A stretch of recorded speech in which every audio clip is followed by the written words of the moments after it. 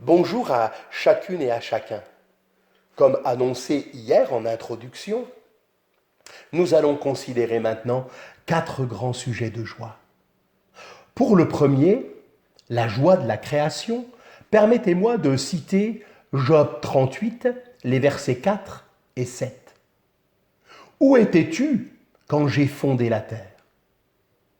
Quand les étoiles du matin chantaient ensemble et que tous les fils de Dieu éclataient de joie.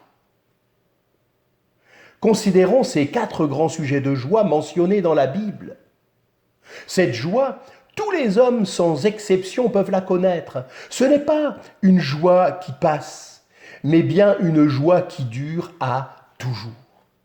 Ici, les anges appelés les fils de Dieu chantaient de joie. Ils se réjouissaient en voyant la naissance du monde. Sur la terre, tout a un commencement. Nous-mêmes, nous avons eu un jour de naissance. Les anges, créés avant le monde, pouvaient contempler la terre quand elle se formait et la mer quand ses eaux s'assemblaient, les montagnes quand elles s'élevaient, les vallées quand elles s'abaissaient, l'herbe verte et les arbres croissant sur la terre, le ciel se peuplant d'étoiles, le soleil et la lune venant pour la première fois éclairer le monde où apparaissent une multitude de quadrupèdes, d'oiseaux, de reptiles et de poissons.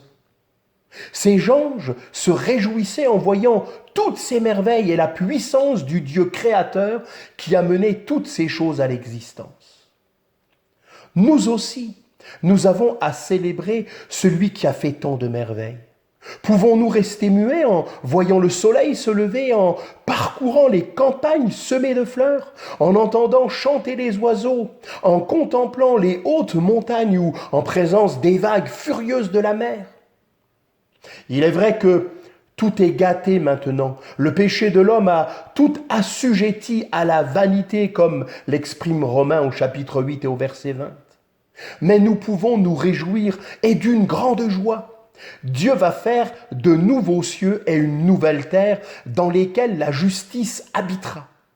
Là, il n'y aura plus de péché, plus de mort, plus de larmes, plus de séparation, et tout demeurera parfait éternellement, comme cité en Apocalypse 21, versets 1 à 4. Ce sont les promesses de Dieu. Et comme le dit Tite au chapitre 1er au verset 2, les promesses du Dieu qui ne peut pas mentir. Que le nom de l'Éternel soit béni.